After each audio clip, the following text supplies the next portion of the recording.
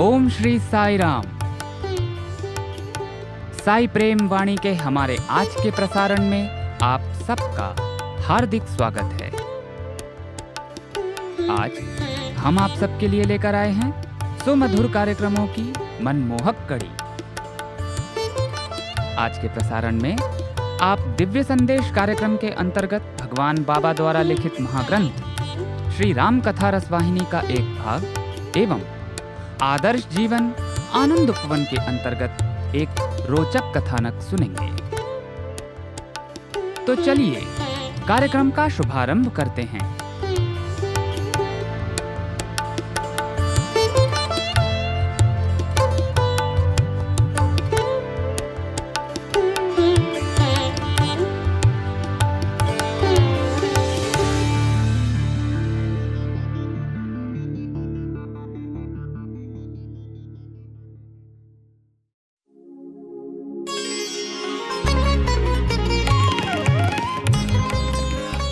अब प्रस्तुत है दिव्य संदेश। इसके अंतर्गत भगवान बाबा द्वारा लिपिबद्ध किए गए महाग्रंथों में से एक श्री राम कथा रसवाहिनी का एक भाग आज हम प्रस्तुत करने जा रहे हैं।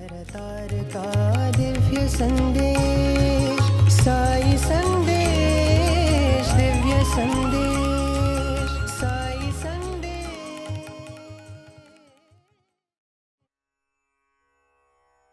सुग्रीव ने उनसे मुस्कुराते हुए कहा, हाँ, मुझे ज्ञात हो गया है कि तुम्हारा कार्य सफल हो गया है। उन्होंने उत्तर दिया, स्वामी, आपकी कृपा और शुभकामनाओं से हम अपनी खोज में सफल हो गए हैं। महान पराक्रमी हनुमान ने ही यह विजय प्राप्त की है। उन्होंने हमें नवजीवन प्रदान किया है। एकमात्र उन्हीं के कारण आज हम आपके सम्मुख खड़े हैं और आपसे बातें कर रहे हैं। फिर उन्होंने लंका की स्थिति और वहां सीता की दशा का वर्णन किया।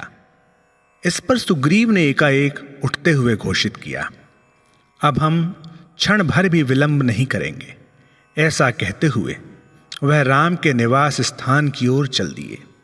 जब राम और लक्ष्मण को यह आभास हुआ कि वानर दल अपनी सफलता का संदेश लेकर उनकी ओर आ रहे हैं, तो वे दोनों विशाल शिलाखंड पर बैठ गए।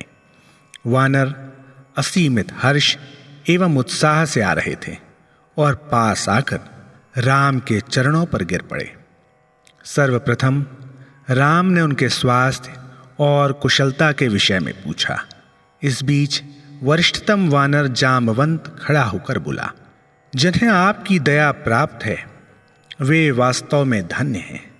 यही लक्षण उन्हें सर्वगुण संपन्न बना देते हैं।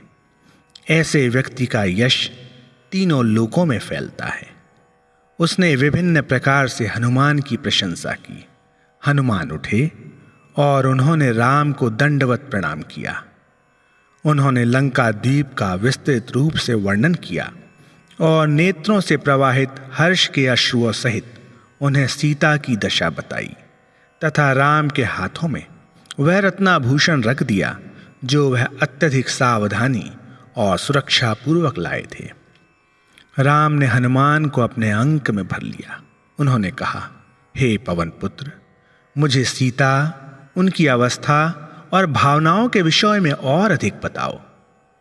हनुमान ने कहा, हे मेरे जीवन प्राण, सीता का वर्णन करना असंभव है। सीता हड्डियों का ढांचा बन चुकी है, क्योंकि ना तो वह भोजन करती हैं और ना ही निद्रा आती है। वह आपके दर्शन की प्रार्थना कर पल पल गिन रही हैं। वह आपका नाम लेने के अतिरिक्त अन्य कुछ नहीं सोचती। उन्होंने मुझसे आपको उनके अगणित प्रणाम कहने को कहा है। वह प्रायः लक्ष्मण को भी याद कर अविरल अश्रुधारा बहाती हैं। सुबह शाम रावण उनके पास आकर जो कठोर वाणी प्रहार करता है, वह मैंने अपने कानों से सुना है। माता उसकी वार्ता पर तनिक भी ध्यान नहीं देती। वह तो सदैव आपके वियोग की दुखाग्नि में और आपके ही विचार में घुलती रहती हैं। राम के चरणों में गिरते हुए हनुमान चिल्लाए, इसी क्षण सीता की रक्षा कीजिए प्रभु। यह शब्द सुनकर लक्ष्मण क्रोध में उठे और सीता की अवस्था पर विलाप करने लगे। लंका में सीता की उस दुर्दशा के चित्र ने लक्ष्मण की अंतरात्मा को जला डाला। अंत में उन्होंने कहा, भाई विलंब ना करें, भाभी की रक्षा करें। राम ने मुस्कुराते हुए कहा, लक्ष्मण जल्दी मत करो, समय की प्रतीक्षा करो। प्रत्येक पग उठाने का समय होता है। दुख से अत्यधिक खिन्न और सुख में अत्यधिक प्रसन्न नहीं होना चाहिए। राम ने कोमल और नम्र शब्दों में उन्हें सांत्वना प्रदान की। राम ने हनुमान को बुलाकर समीप बैठने को कहा और उन्हें पकड़कर अपने चरणों में बैठा लिया। फिर उनसे पूछा, हनुमान, रावण ने लंका में किस प्रकार के शासन की स्थापना की है? तुमने लंका दहन कैसे किया? हनुमान ने कहा, स्वामी आप तो सर्वज्ञ हैं। वानर के सामर्थ्य के विषय में मैं क्या कह सकता हूं? हम तो वृक्षों की शाखाओं पर कूदने वाले पशु हैं। हम समुद्र पर एक तट से दूसरे तट पर कैसे छलांग लगा सकते हैं? हम राक्षसों को कैसे पराजित कर सकते हैं? हम अग्नि द्वारा लंका नगरी को कैसे नष्ट कर सकते हैं? यह सब केवल मात्र आपके ही अनुग्रह और प्रताप का फल है। आपके नाम द्वारा प्रदत्त शक्ति और साहस ने ही हमें सीता की खोज करने में हमारी सहायता की। मैं तो वास्तव में अनुपयोगी और अक्षम हूं। आपकी मुद्रिका ने ही मेरी रक्षा की और मेरा उचित पथ प्रदर्शन किया। स्वामी, मुद्रिका को देखकर और अपने हाथ में रखकर मां अत्यधिक प्रफुल्लित थी। क्या यह कोई स्वप्न है अथवा क्या वास्तव में राम ने यह मेरे लिए भेजी है? इस प्रकार उन्हें आश्चर्य हुआ, संदेह हुआ, किंतु अंत में उन्हें दृढ़ विश्वास हो गया।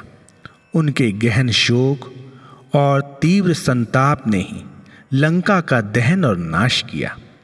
आपने मुझे साधन के रूप में नियुक्त किया और इन महान कार्यों को पूर्ण करवाया। यह मुझ पर आपका आशीर्वाद ही है, क्योंकि आपको भक्तों से बहुत स्नेह है। प्रभु, जिसने आपका अनुग्रह प्राप्त कर लिया उसके लिए कुछ भी असंभव नहीं है। जब राम ने निश्चलता और नम्रता से पूर्ण हनुमान के ये वचन सुने तो उन्हें बहुत प्रसन्नता हुई। उन्होंने लक्ष्मण की ओर मुड़ते हुए कहा, भाई शीघ्र ही युद्ध की तैयारियां करो। धरती को कंपित कर देने वाली वहां एकत्रित सेनाओं और जामवंत एवं सुग्रीव द्वारा अल्पकाल में ही की गई तैयारियों को देखकर स्वयं देवता भी चकित और प्रसन्न हुए। वानर सैनिकों ने राम का चरण स्पर्श कर जोर से विजय घोष किया। राम ने अपनी कृपा एवं दयापूर्ण दृष्टि से सभी को आशीर्वाद दिया। प्रत्येक वानर पंखयुक्त पर्वत चोटी के समान विशाल बन गया। वह उल्लासपूर्वक आगे बढ़े। कई शुभ शकुनों ने उनका उस समय स्वागत किया। सीता को भी उसी क्षण अशोक वाटिका में शुभ शकुनों का आभास हुआ। रावण के समक्ष अशुभ घटनाओं का संकेत देने वाले अनेक अपशकुन हुए। जाम्बवंत तथा अन्य वानर विशाल वृक्ष उखाड़कर उन्हें अस्त्रों की भांति घुमाने लगे। वे मार्ग में ऐसा युद्ध घोष कर रहे थे कि उनके पैरों तले की धरती कांपने लगी और सर्वत्र आकाश हिल उठा। बीच बीच में वे रामचंद्र की जय का उद्घोष करते थे। लंका का प्रत्येक राक्षस अपने भविष्य के प्रति अत्यधिक चिंतित था। उन्हें आसन्न संकट का भय था। उन्हें ज्ञात था कि वे इस संकट से नहीं बच सकते। वे रावण से अत्यधिक आतंकित थे, इसलिए अपना भय परस्पर फुसफुसा कर ही प्रकट करते थे। लंका में जहां भी राक्षसों के समूह एकत्रित होते थे, वे राम के दूत द्वारा किए गए विनाश एवं क्षति की ही चर्चा करते थे। वे सोचते थे कि जब सेवक ही इतना पराक्रमी है तो स्वामी कितना पराक्रमी होगा। उन्होंने राम के घोर पराक्रम की कल्पना की। रावण की पत्नी मंदोदरी को अपनी दासियों से आतंकित प्रजा के विषय में पता चला। उसका मन भय और चिंता से भर गया। उसने अनुभव किया कि लोगों का भय घटनाओं के सही मूल्यांकन पर आधारित था। वह रावण से अकेले में बात करने को उस क्षण की प्रतीक्षा करने लगी जब वह प्रसन्न चित्त हो। ऐसा अवसर मिलते ही उसने कहा, स्वामी, सर्वव्यापी परमात्मा से शत्रुता मत करो। आपने स्वयं विचार प्रकट किया है कि राम साधारण मनुष्य नहीं है।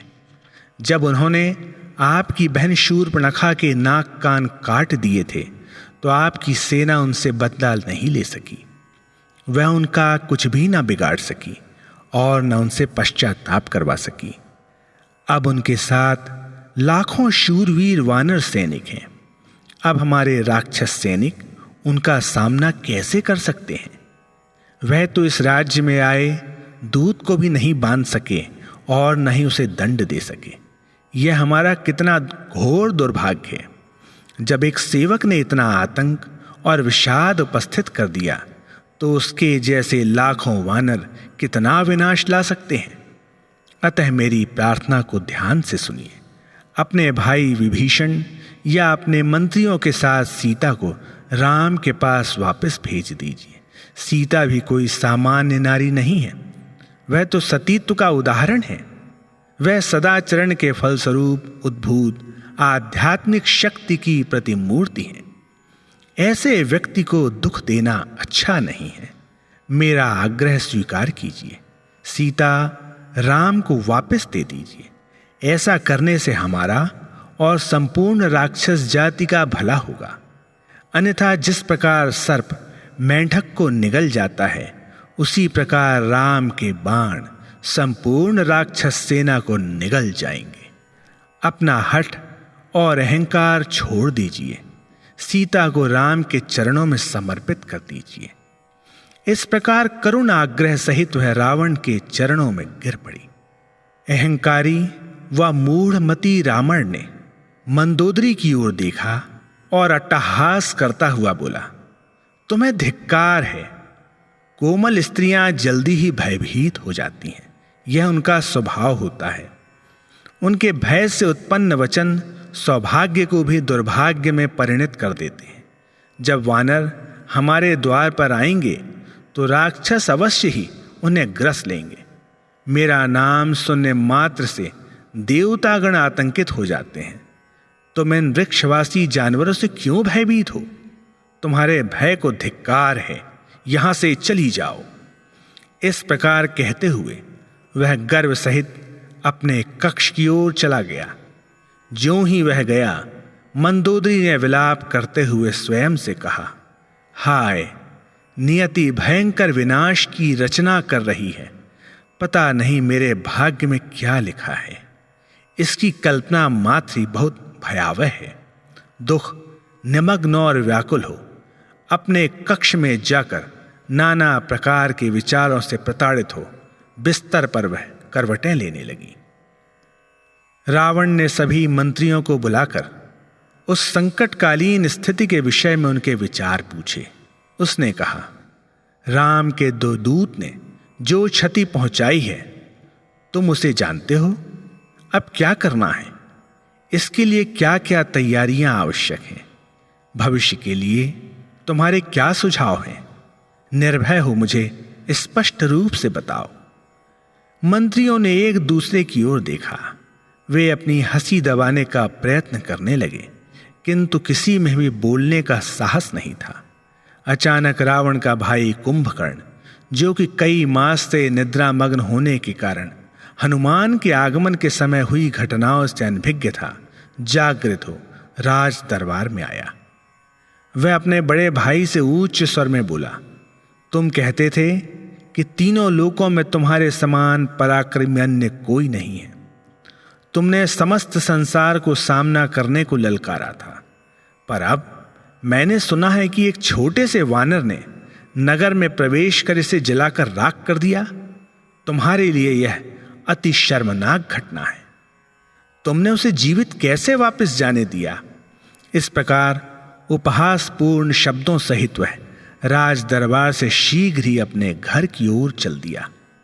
इस पर अतिकय नामक मंत्री अपने स्थान से उठा और बोला, स्वामी, हम आपके आदेश का पालन करेंगे। यदि हम पर आपकी कृपा दृष्टि होगी तो हम सभी मनुष्यों और वानरों का सर्वनाश कर सकते हैं। इससे अधिक क्या वचन दें? यह कहकर वह संतुष्ट हो बैठ गया।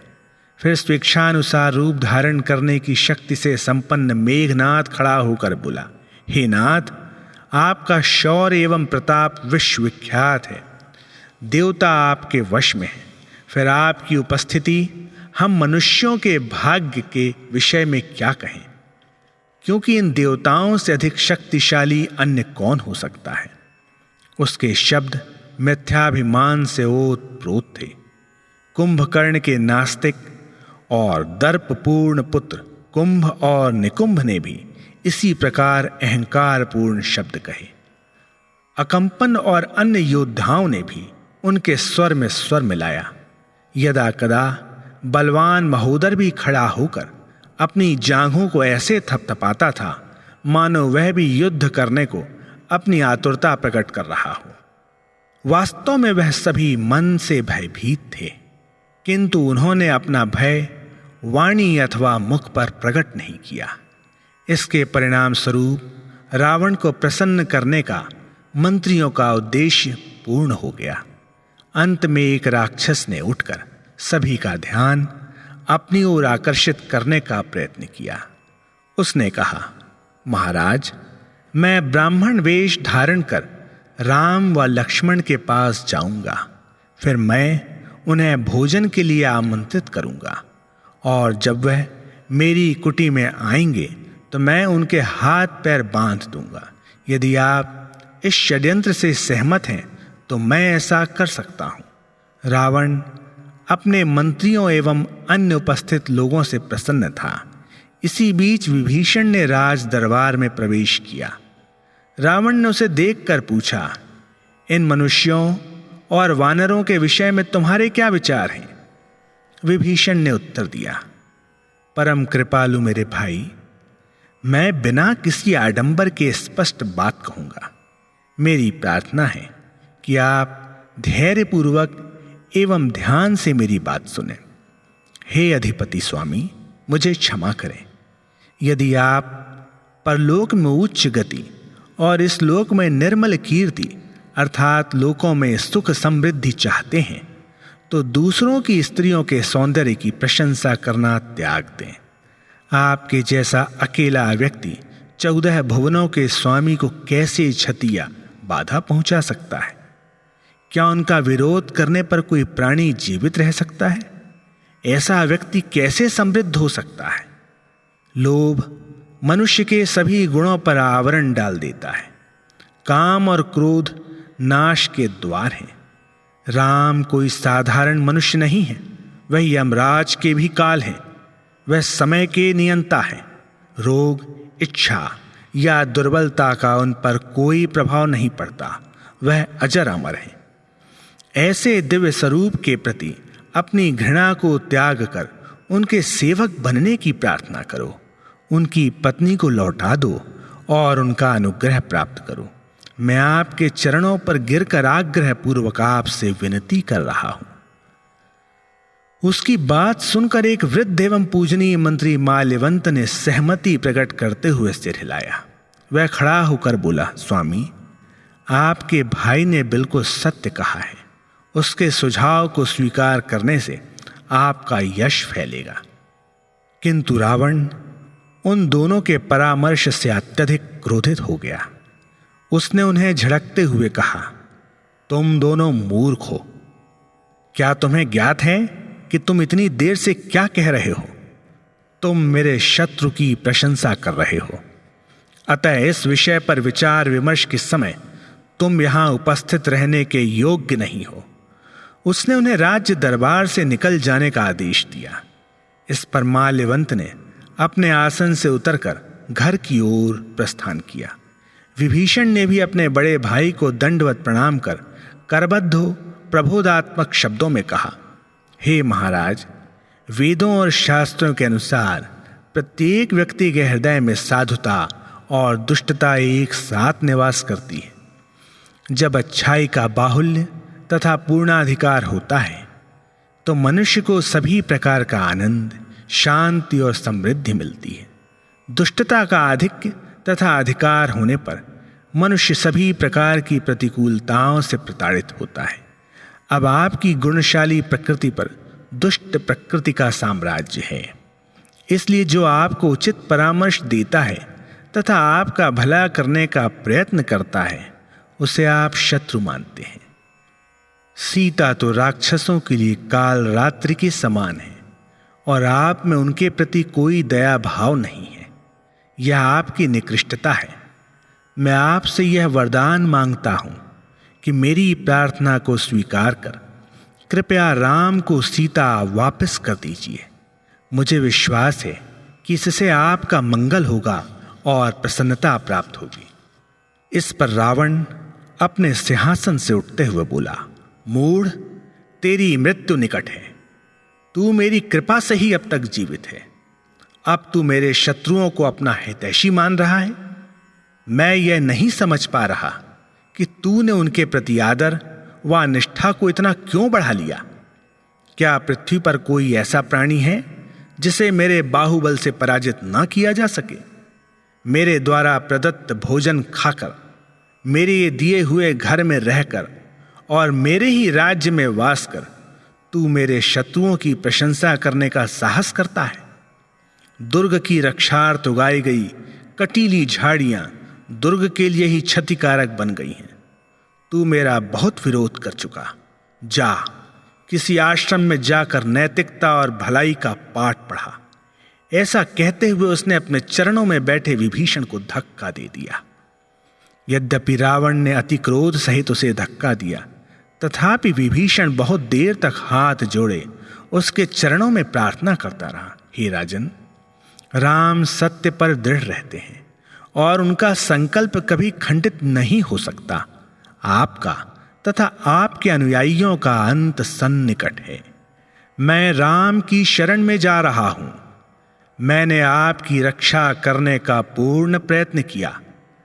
अब मुझे कोई पश्चाताप नहीं है।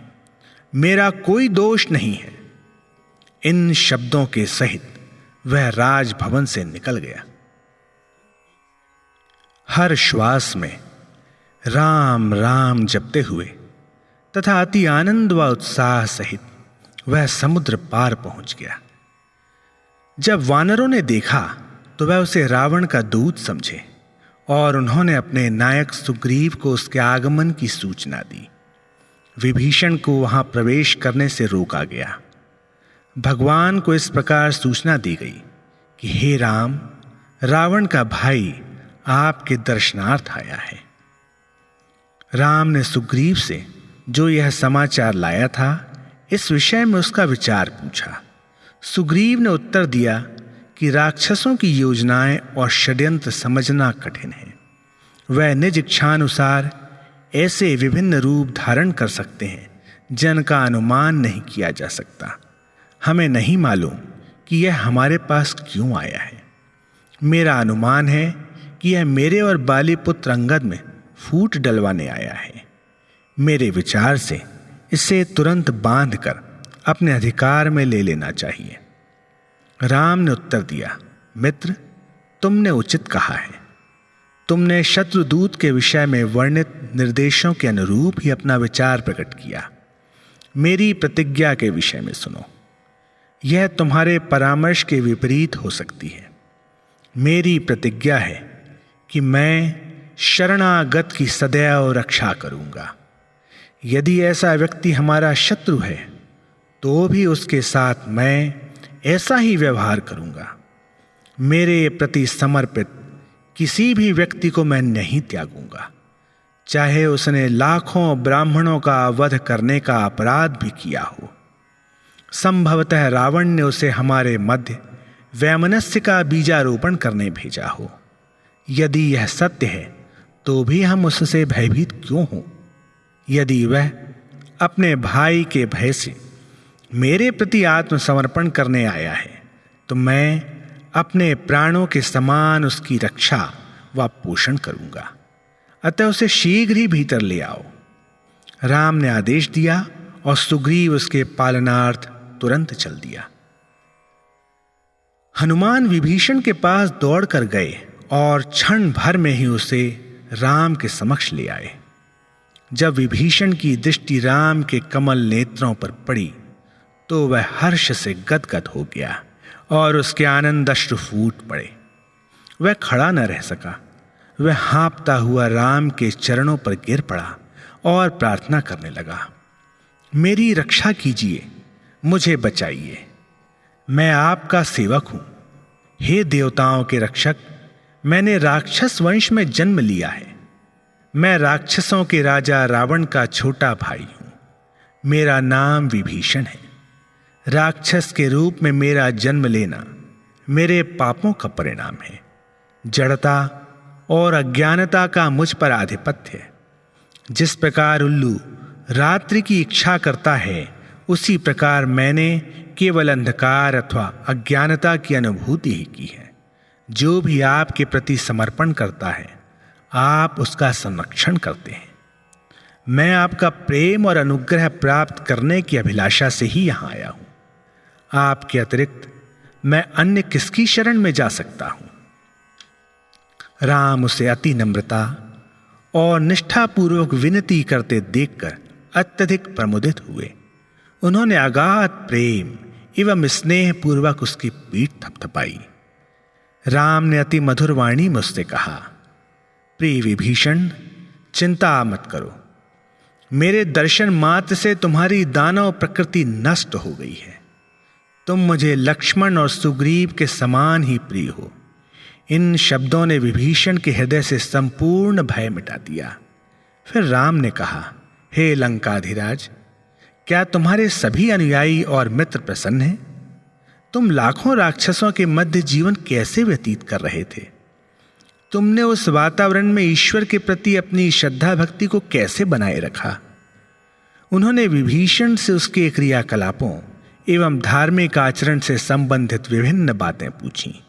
अंत में विभीषण ने कहा, हे रघुवंशी राजा, जब तक आप धनुष बाण धारण कर हृदय में प्रवेश नहीं करेंगे, तब तक हृदय में काम, क्रोध तथा अन्य कुत्सित प्रवृत्तियां जमी रहेंगी।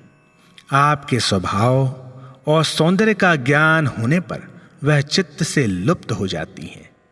आसक्तियां और घृणा उस तिमिर युक्त हृदय में वास करती हैं जिसमें ज्ञान रूपी प्रकाश नहीं होता। हे प्रभु, आपके चरण कमलों का दर्शन और अपने हस्त एवं मस्तक से उनका स्पर्श करने की मेरी महानतम अभिलाषा की पूर्ति हो गई है। मेरा भय व दुख समाप्त हो गया है। मैंने एक दिन भी कोई सत्कर्म नहीं किए, फिर भी आपने मेरा आलिंगन किया। अहो, मेरा कैसा महान सौभाग्य है। विभीषण के नेत्रों से अश्रुधारा प्रवाहित थी। वे आनंद और कृतज्ञता के अश्रु थे। राम ने उसे बीच में ही टोकते हुए कहा, विभीषण, तुम में सभी अपेक्षित सद्गुण हैं, अन्यथा तुम्हें मेरे दर्शन, स्पर्श तथा संभाषण का यह अवसर नहीं मिलता। यह सुनकर विभीषण के हर्ष का पारावार न रहा। वह बारंबार राम के चरण कमलों में नतमस्तक हुआ। राम ने उससे कहा, जाओ, समुद्र के पवित्र जल में स्नान कर शीघ्र ही वापस आओ। तदनुसार विभीषण समुद्र तट की ओर चल दिया। राम ने हनुमान से एक पात्र में समुद्र का पवित्र जल लाने को कहा। स्नान आदि के पश्चात जब विभीषण ने राम के चरणों में दंडवत प्रणाम किया, तो राम ने हनुमान द्वारा लाए गए जल में से थोड़ा जल विभीषण के सिर पर छिड़का और कहा, मैं इस संस्कार के द्वारा तुम्हें लंका का राजा बना रहा हूं। विभीषण ने उठते हुए कहा, हे स्वामी, मुझे राज्य की क्या आवश्यकता है? यदि मुझे इन चरण कमलों के पास कोई स्थान मिल जाए तो मैं संतुष्ट रहूंगा। किंतु राम ने कहा, नहीं, तुम इस उत्तरदायित्व से विमुख नहीं हो सकते। विभीषण ने उत्तर दिया, मैं आपके आदेश के समक्ष नतमस्तक हूं। उसने प्रार्थना सहित विनम्रतापूर्वक हाथ जोड़ लिए। वहां खड़े सभी वानर राम के चरण कमलों में समर्पित व्यक्ति पर उनकी दया व अनुकंपा को देखकर अवाक रह गए। उनके हृदय आनंद में अवगाहित थे। राम ने वानर सेना के सेनापतियों को संबोधित करते हुए कहा, नायकों, विभीषण को अपने साथ ले जाओ। उसे अपने से अलग मत समझो, अपितु अपना साथी मानो। वह मेरा अपना ही है। इस प्रकार के स्नेहमय वचन सुनकर विभीषण गदगद हो गया। शीघ्र ही वे सब समुद्र तट की ओर चल दिए।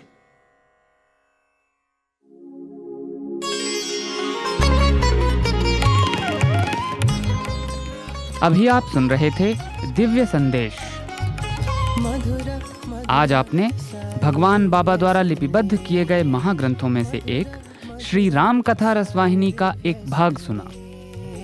भवसागर तार का दिव्य संदेश, साई संदेश, दिव्य संदेश, साई संदेश। प्रिय श्रोताओं, अब समय है हमारे साईं प्रेमवाणी के इस प्रसारण को विराम देने का।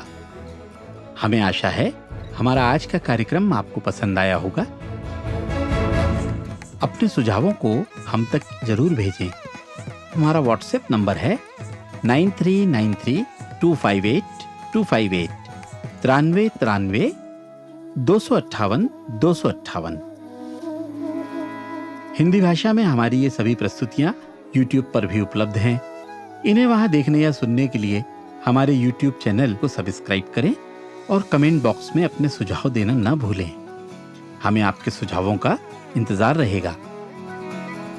किसी ने कहा है कि सनातन साईं डगर को मजबूती से थामना है। सनातन साईं डगर को मजबूती से थामना है। मित्रों, अब इस दौर में बस ये हमारी साधना है। स्वामी से ये प्रार्थना है कि वे अपनी डगर से हमें बांधे रहें और हम सब साईं पथ पर चलते रहें।